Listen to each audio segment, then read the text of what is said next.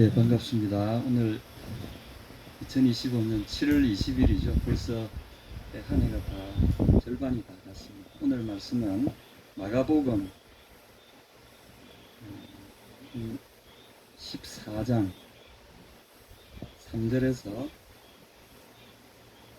9절까지 말씀드리겠습니다. 마가복음 14장 3절에서 9절 말씀드리겠습니다.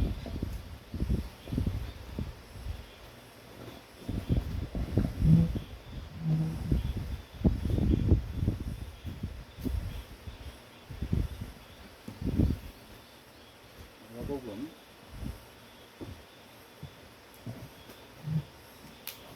빠지셨으면 저희들은 뭐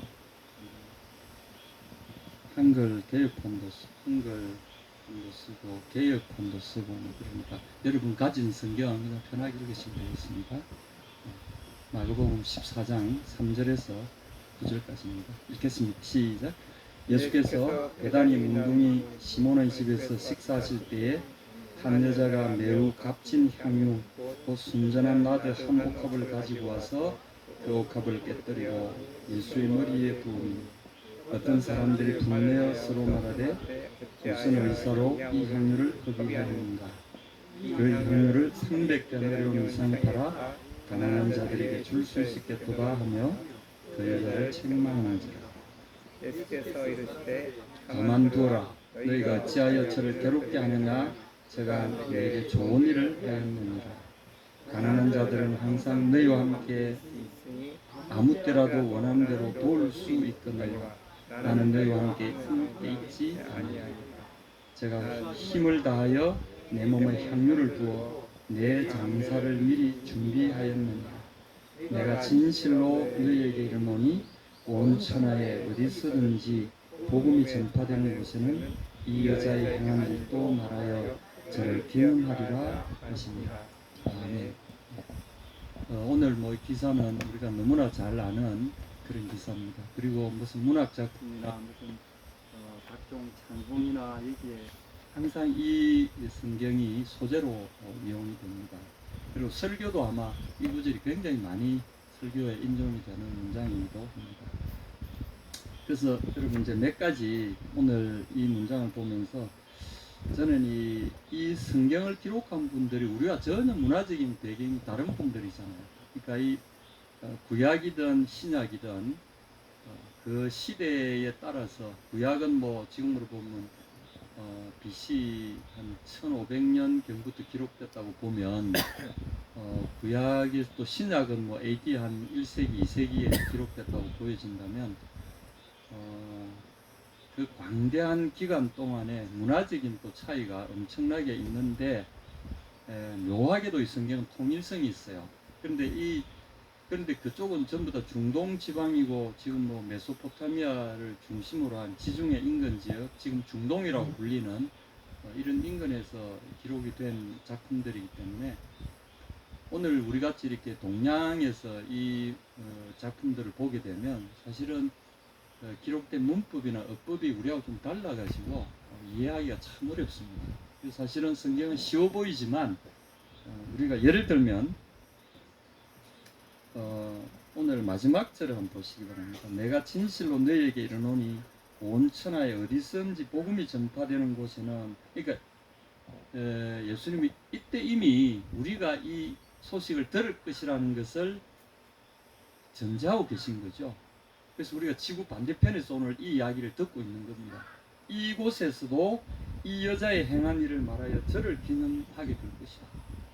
이 여자는 그냥 향유를 주님께 이렇게 발랐을 뿐인데 주님은 이것을 이렇게 평가해 주셨거든요. 그러니까 당신의 이야기가 전해지는 그 어디서든지 이 여자의 일도 함께 전해질 것이다.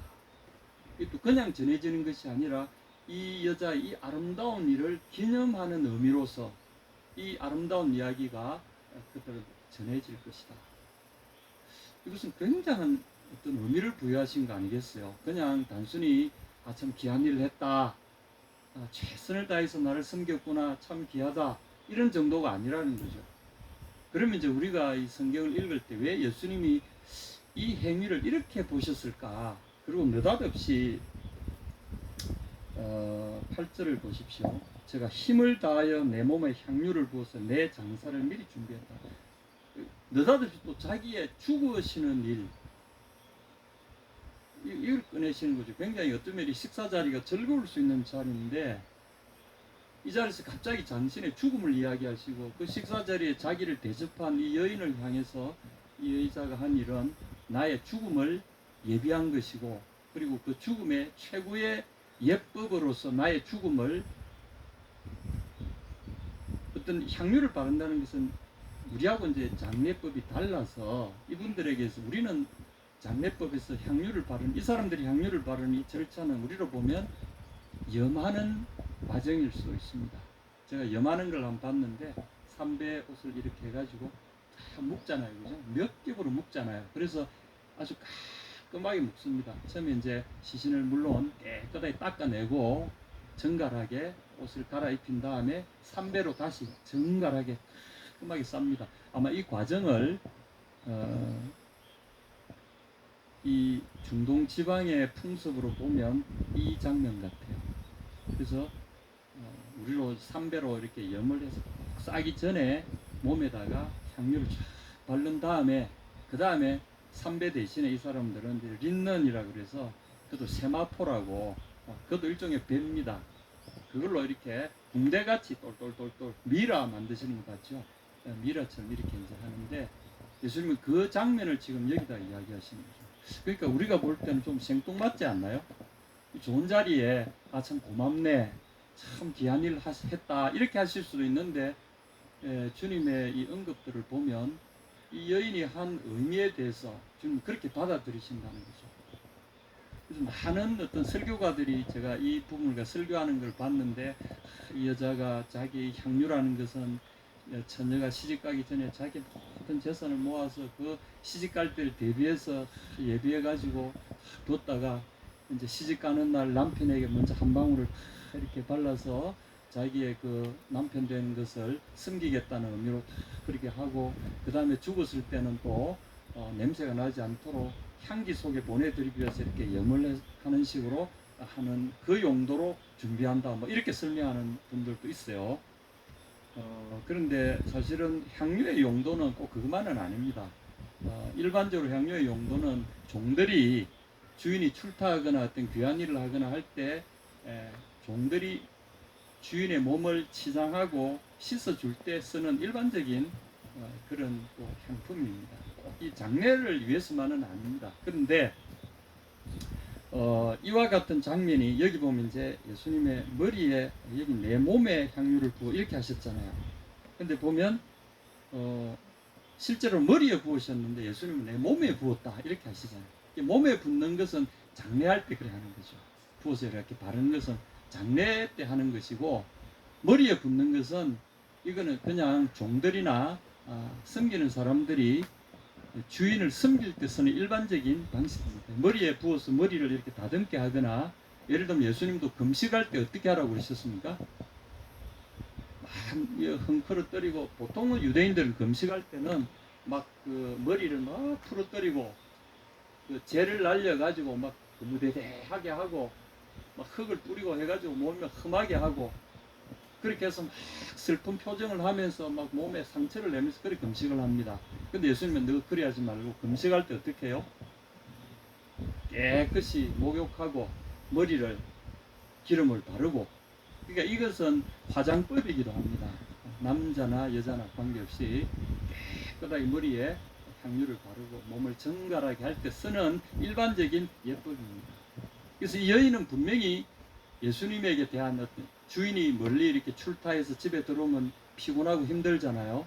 또는 어떤 귀한 분이 잔치 자리에 오게 되면 그분들을 섬기는 초대한 쪽에서 종들이나 또는 그 초대한 사람이 그 귀한 손님을 대해서 하는 일반적인 예법이, 보통 종들이 와서 발을 씻을 물을 떠가지고 와서 발을 씻겨 주잖아요. 근데 향유로도 그렇게 했다는 거죠. 예를 들면 누가복음 7장 기사에 보면 7장 37절부터 보면 예수님이 한 바리새인의 집에 초대를 받으셨는데 그때 초대받지 않은 웬 여인이 예수님 뒤로 살짝 들어와 가지고 주인이 발 씻을 물을 가져오기도 전에 자기가 먼저 예수님 발 뒤에 와서 구슬피 웁니다. 울면서 그 쏟아지는 눈물로 예수님의 발을 닦아요. 일반 그 물 대신에. 그러고 나서 그 수건으로 발을 닦아내야 되는데 자기 머리털을 풀어서 예수님의 발을 닦아요. 그러고 나서 그 발 위에 자기가 가져온 향유를 깨뜨려 가지고 그 발 위에 부어서 다시 머리털로 이렇게 문질러서 예수님의 발을 깨끗하게 합니다. 이것은 이 누가복음 7장에 나온 기사와 오늘 이 기사를 보면 두 개는 사실은 일상적인 향유를 사용하는 방법 중에 일상적인 방법일 뿐입니다. 그런데 이 여인이 누가복음에 나오는 이 여인과 마가복음에 나오는 이 여인이 동일인지는 모르겠어요. 그런데 성경에 이제 네 복음서는 공이 이 향유를 뿌린 이야기들이 다 나옵니다. 거기에는 이름이 마태, 마가, 누가 이름이 없어요. 어떤 여인 또는 심지어는 어떤 죄인인 여자 이렇게 소개되어 있고요. 유일하게 요한복음에서 아마 막달라 마리아가 이제 마지막 예수님의 또 장례식에 실제 장례식 때 그 십자가에 내린 예수님을 우선 급하게 염할 때 여인들이 나왔던 그 여인들이 향유를 가져온 기록이 있어요. 거기에 보면 이제 예수님의 그 마지막 순간을 가까이 달라붙어서 같이 했던 여인 중에 하나가 막달라 마리아, 뭐 그런 그 다음에 뭐 예수님의 어머니, 그 다음에 뭐 예수님의 어머니의 동생, 뭐 이런 또 어떤 여인들은 예수님을 섬겼던 여인들의 그룹을 언급합니다. 그러나 중요한 것은 오늘 이 마가복음이나 누가복음 이 두 복음서에는 공이 이 여인의 이름을 언급하지 않습니다. 어떻게 보면 이 여인이 소개가 누가복음에는 그 동네의 죄인인 한 여자, 예수께서 바리새인의 집에 앉으셨음을 알고 향유 담은 옥합을 가지고 와서 예수의 뒤로 그 발 곁에 서서 울며 눈물로 그 발을 적시고 자기 머리털로 씻고 그 발에 입 맞추고 향유를 그 발에 부었다. 근데 마가복음 14장에는 여인이 똑같은 식사 자리에 와서 한 여자가, 그러니까 우먼, 이름 없는 한 여인, 매우 값진 향유고 순전한 나드 한 옥합을 가지고 와서 그 옥합을 깨뜨리고 예수의 머리에 부었다. 이 두 기사를 이렇게 우리가 번갈아 가면서 보면 예수님을 평소에도 이렇게 했다는 거죠. 아주 중요한 순간에 여인들이 예수님을 귀한 주인을 섬기듯이. 그래서 오늘 이것을 예수님이 어떻게 평가하시는가가 오늘 우리가 받을 수 있는 중요한 교훈입니다. 그래서 마가복음에 보면 예수님이 하신 8절과 9절의 이 평가가 나오지 않습니까? 그래서 저는 이 행위를 예수님이 바라보시는 이것이 복음이, 예수님의 이야기가 복음이라고 한다면, 예수님 그분의 이야기가 복음이라고 한다면 그분의 이야기가 전달되어지는 그 어느 곳에도 이 이야기도 같이 있어야 된다. 이건 굉장히 중요한 이야기거든요. 이것이 왜 이렇게 예수님이 똑같은 어떤 사건의 연장으로 또는 그 복음의 꼭 있어야 될 중요한 요소로서 이 여인의 사건을 평가를 하실까? 단순히 우리에게 어떤 목사님들 여인이 했던 것처럼 여러분이 가장 귀한 거를 해서 교회에 드리고 목사님을 섬기고 교회를 섬기고 하나님을 섬겨야 된다 이렇게 하는데 저는 그 이상이라고 봅니다. 어떻게 보면 그런 설교는 올바른 설교가 아니라고 저는 생각해요. 왜냐하면 이 여인이 바친 그 자체가 어떤 물질적인 이익이 어떤 주님의 감동을 준 게 명백하기는 아니에요. 이거는 물질과 관계없는 이야기입니다. 그래서 이것은 복음의 어떤 중요한 요소를 지금 이야기하고 있기 때문에 내 복음이 전달되는 곳에 이 이야기도 반드시 있어야 된다 이렇게 하신 거거든요. 그러면 이 여인이 드린 이 행위가 복음과 무슨 관계가 있으며 어떤 의미가 있을까? 이제 그걸 우리가 추적을 해보는 거죠.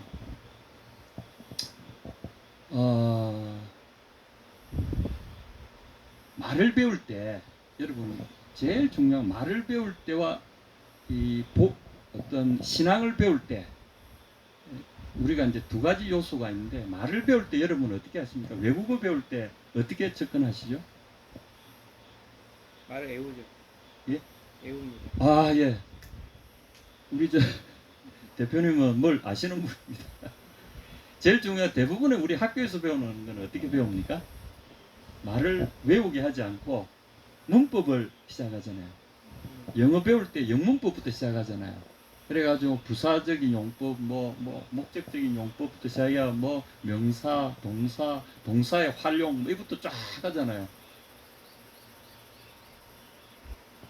그 결과가 어땠습니까? 네, 문법은 잘하죠. 말은 못해서 문제지. 이제 언어를 그렇게 배우기 시작하면 언어 혐오가가 됩니다. 그래서 시험을 치면은 대부분의 시험이 문법적인 시험이 나오잖아요. 그 문법적인 시험 잘 통과해도 이분은 말을 잘 못하고 못 알아듣고 말 못하잖아요. 그러니까 덩어리 언어를 학습하는 경우가 대부분이잖아요. 신앙도 마찬가지입니다. 신앙 처음에 딱 가면 어떻게 시작할까요? 교리반, 특히 우리 가톨릭이나 이분들 교리 공부를 하잖아요. 캐티키즘,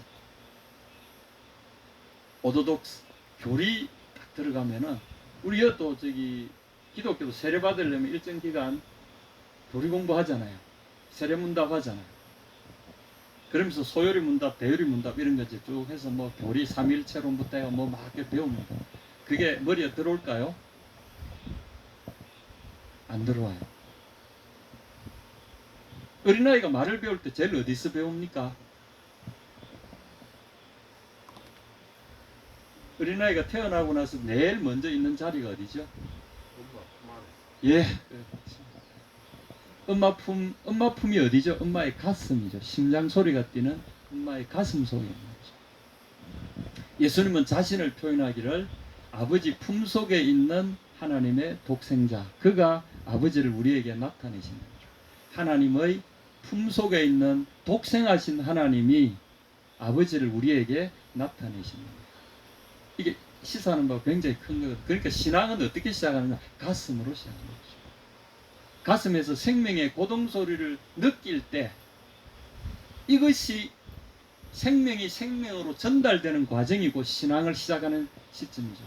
그래서 제가 이제 대학교 때는 있으면 와가지고 복음에 대해서 들어보셨습니까? 한번 사형이 탁 펴거나 내비게이터 브릿지를 탁 펴서 요러요러 해가지고 자 이제 들으셨으니까 예수님을 영접하시면 됩니다 하고 따라하세요 하고 예수님을 저는 영접합니다. 자 이제 예수님 어디 계십니까? 그렇게 물어보고 제 마음속에 있습니다. 그럼 이제 구원 받았습니다. 이렇게 이제 했어요. 물론 아주 급할 때 그래 해야 됩니다. 그러나 신앙은 그게 아니고요. 하나님의 가슴에 한번 안겨봐야 됩니다. 그리고 그 고동 소리를 한번 들어봐야 됩니다.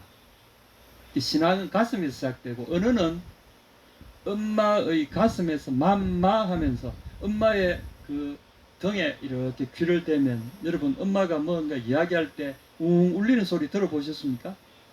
엄마의 가슴에서 젖을 빨고 있을 때 엄마가 뭐라고 말하면 웅 하고 울리잖아요. 젖을 빨면서 내는 첫 번째 소리가 맘마입니다. 맘마. 그게 언어의 시작이잖아요. 우리가 신앙을 이야기할 때 너무 교리적으로 접근하면 신앙의 본질에 접근하지도 못하는 경우가 많고요. 문법으로 접근하면은 언어의 본질에 다가가지도 시작도 못하고 그만두는 수가 많은데, 오늘 이 여인의 이것은 예수님과 어떤 대화도 없었잖아요. 이 여인과 예수님 사이에 아무 대화가 없어요.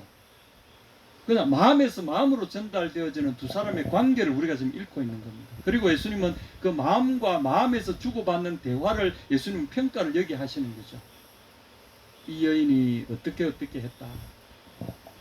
14장 8절을 보십시오. 제가 힘을 다하여 이렇게 원문에 보면 이거 더 생생하게 전달이 될 것 같습니다. 호 에스켄 FOESN 호 에스켄 FOESN 그녀가 호 에스켄 그녀가 가진 what she had 그런 뜻입니다. what she had 그녀가 가진 그 어떤 것 또는 그 모든 것 그녀가 가진 것을 FOESN 그녀가 행했다. 번역하기 좀 어렵게 보이죠. 그녀가 가진 것을 그녀가 행했다. 이 말은 능력을 가졌다, 물건을 가졌다, 물질을 가졌다라고 이제 집어넣을 수 있다면, 능력이라고 하면 그녀가 가진 모든 능력을 그녀가 다 발휘했다, 이런 뜻이 되고요. 물질을 그 집어넣으면 그녀가 가진 모든 것으로서 그녀가 할 수 있는 최상의 대접을 내게 했다, 이런 뜻이 되는 거죠. 그럼 이것들을 다 합치면 그녀가 할 수 있는 모든 노력과 모든 능력과 모든 소유를 총동원해서 그녀가 할 수 있는 대로 최고의 것을 했다, 이런 뜻입니다. 그래서 그녀가 보여준 이 아주 비싼 이 향유, 그 이름도 없는 한 여인을 주님이 소개하실 때 두 사람만에 있었던 마음과 마음으로, 가슴과 가슴에서 주고받았던 그 대화를 주님 우리에게 소개하실 때, 그녀는 그녀의 가진 모든 것을 나를 위해서 다 내어놓았다. 그래서 누가복음 7장에도 보시면 이 여인이 이렇게 하는 장면을 바리새인은 예수님을 초대한, 당연히 예수님의 발을 씻기고 그분을 섬겨야 될 그 유대인은 이렇게 말합니다. 이 사람이 만일 선지자되면, 예수님들 하는 겁니다. 예수님, 이분이 정말 난 선지자인 줄 알았더니 자기를 만지는 이 여자가 누구며 어떠한 자고 죄인인 줄을 알았을 텐데 그냥 두고 보내? 이 사람이요, 이렇게 판단하고 있다는 거죠. 왜냐하면 이 여인은 일반 자기들이 거룩하다고 말하는 이 사람들이 접근을 해서는 안 되는, 자기 몸을 만져서, 이 죄인이 자기 몸을 만지면 자기도 더러워진다는 거죠. 그래서 이 더러운 여자가 이 거룩한 나를 만져서 그 더러움이 나에게 끼치는 것을 우리같이 거룩한 사람들은 다 알 텐데, 더욱이 선지자 같은 분인데 그것도 모르고 이 더러운 여자가 자기 몸을 이렇게 마음껏 만져서 더럽게 해도 되나? 이렇게 생각합니다. 그러니까 예수님이 이 사람에게 이야기했습니다. 시몬아, 내가 너에게 이럴 말이 있다 하시니 저가 가로되 선생님 말씀하소서. 그러면서 쭉 이야기하십니다. 44절에 시몬에게 이르시되 이 여자를 보느냐? 내가 너희 집에 들어오면 너는 내게 발 씻을 물도 주지 아니하였으되 당연히 해야 될 것도 안 했으되 이 여자는 눈물로 내 발을 적시고 그 머리털로 씻었으며 너는 나에게 입 맞추지 아니하였을 때 저는 내가 들어올 때부터 내 발에 입 맞추기를 그치지 아니하였으며. 그러면 우리가 오늘 이 여인의 행위에 대해서 평가하는 예수님의 이 평가를 우리가 볼 때, 우리가 말하는 이제 예수님이 이 복음이 전파되는 곳마다 이 여인의 행위도 전파되어야 된다, 그거 아니에요. 그러면 이 여인이 예수님에게 어떻게 반응했는가? 이것이 복음의 핵심이라는 거죠. 예수님이 우리에게, 그래서 왜 장사 이야기를 꺼냈냐 하면 이게 의미가 있습니다. 내 장사의 마지막을 그녀가 장식했고 내가 그것을 기쁘게 받았다. 이 말은 나의 장사라는 것은 나의 죽음이라는 의미고, 이 장사가 누구를 위해서 내가 이렇게 죽어야 되는가라는 뉘앙스도 포함하고 있다는 거죠. 다시 말하면 그녀가 자기가 할 수 있는 모든 것을 나를 위해서 다 내어놓았구나. 그렇다면 나도 그를 위하여, 이런 사람들을 위해서 내가 줄 수 있는 모든 것을 그를 위해서 다 내놓겠다. 이게 그런 의미가 이게 들어있다는 거죠. 이 장사라는 것은 당신의 생명을 내어놓은 결과물이잖아요. 그리고 그 나의 장사, 곧 내가 생명을 바친 대상이 바로 이런 사람들이라는 거죠. 이게 그녀의 행한 일이 복음이 전해지는 이곳마다, 예수님의 죽음을 이야기하는 곳곳마다 전해져야 될 이야기가 바로 이라는 거죠. 바로 자기가 가진 모든 것으로 자기를 위해 죽으신 그분을 위해서 내려놓을 수 있는 그 사람을 향해서 예수님은 자기의 모든 것, 바로 자신의 생명이죠. 이것을 그들을 위해서 내려놓았고, 이 여인이야말로 바로 나의 선물을 받을 자격이 있다라고 말씀하시는 거나 다름없다는 거죠. 그런 의미에서 이 언급은 굉장히 중요합니다. 그래서 복음은 우리가 예수를 믿는다고 말하는 것이 어떤 의미냐, 여기서 바로 가르쳐 줍니다. 예수 믿으세요. 예수 믿고 천당 가세요. 물론 필요합니다. 그런데 그보다 이전에 자신이 할 수 있는 모든 것, 가장 아름답고 귀하고 가장 강력한 그 어떤 것을 다른 영혼을 위해서 내려놓는 것. 예수님이 우리를 위해서 당신의 가장 귀한 걸 내려놓으셨듯이 이 여인도 그것을 받아서 자신의 모든 것을 내려놓고 되드리는 것처럼 복음은 바로 이것이 우리의 가슴 속에서 또 다른 사람들의 가슴 속으로 전달되어지는 과정, 이것이 복음이라는 거죠. 여러분, 제가 긴 말씀을 안 드리겠습니다. 복음에 대해서 혹시 믿음에 대해서 생각하실 분들은 이것을 우리가 생각해야 된다는 거죠. 예수님이 이렇게 평가하신 것, 저는 감히 이것을 복음이고 이런 행위들을 바로 믿음이라고 부른다는 사실입니다. 여러분, 주님 앞에 다시 한번 우리의 옥합, 우리 마음의 일편단심. 그래서 한국 분들은 일편단심이잖아요. 뭘 하면 일편단심이잖아요. 내가 어떤 사람을 사랑하기로 했다, 결혼하기로 했다, 내가 한 여인을 사랑하기로 했다, 그러면 일편단심입니다. 그걸 위해서 목숨을 내어놓고, 우리 연료가 많잖아요. 특별히 한국에 연료를 이렇게 숭앙하잖아요. 그게 일편단심인 거죠. 내가 사랑한 한 사람, 내가 사랑한 한 국가, 내가 사랑한 한 대상, 내가 사랑한 한 가정. 한국 사람들은 그런 기질이 있는 것 같아요. 그래서 믿음이 이렇게 폭발적으로 성장하는, 이 예수님을 전했더니 그 가치를 알아보는 사람들이 곳곳에서 몸을 던지기 시작하고 삶을 던지기 시작하는 것. 이걸 어떤 사람은 뭐 부흥이라고 이야기하는지 모르겠습니다만은, 복음에 반응하는 가장 올바른 방법은 생명을 내놓는 거죠. 그래서 하나님의 아들이 우리를 위하여 자기의 생명을 내놓았거늘 우리도 이웃을 위해서 우리의 생명을 내어놓는 것이 마땅하지 아니하냐. 사도 요한은 이렇게 우리에게 이야기합니다. 오늘 이 말씀 들으시면서 예수님 우리에게 전해주신 것은 거창한 말로 다가온 것이 아니라 그분의 삶을 통해서 그분의 목숨을 우리에게 가만히 던져주고 가신 거죠. 그리고 그 가치를 알아보는 사람들이 곳곳에서 당신의 삶을 그분께 드리기 시작하는 거죠. 이것은 세상의 차원을 초과하는 거죠. 이것은 그 어떤 것으로도 이해하지 못하는 거죠. 그래서 이 시몬이라는 유대인들, 이 사람들은 이해할 수 없는 거죠. 그러나 그 여인은 알아요. 초대받지 않았지만 예수님이 온다는 소식만 들어도 뭔가 하고 싶어서 자기가 가진 모든 것을 가지고 와서 몰래 사람들의 온갖 욕설과 비난과 멸시를 들으면서도 예수님의 발 앞에서 흐느끼 울고, 그리고 그 발을 씻기고 종으로서 스스로를 그 발 앞에서, 그 발 위에서 눈물로, 머리털로, 그리고 자신의 가장 최고의 것으로 그분 앞에 쏟아드리는 그런 사람. 여러분, 이게 저는 믿음이라고 봅니다. 그냥 단순히 우리가 예수 믿는다 이게 아니고요. 예수 믿는다고 이야기할 때는 저는 적어도 예수님이 정의하신 믿음의 정의는 바로 이런 것을 믿음이라고 말씀하신다는 거죠. 그래서 그냥 믿는다고 천국 가는 게 아니고요. 이런 믿음을 가진 자만 예수님이 내 생명이 너희 것이다, 이렇게 말씀하십니다. 주님의 은혜가 여러분들을 지키시기를 축원합니다. 아멘. 예, 그러면 제가 잠깐 기도하겠습니다. 전능하신 하나님 아버지, 우리에게 이 귀한 것을 베푸시고 당신의 생명을 우리에게 주셔서 그 믿음이 그냥 믿음이 아니라 예수께서 생명을 우리에게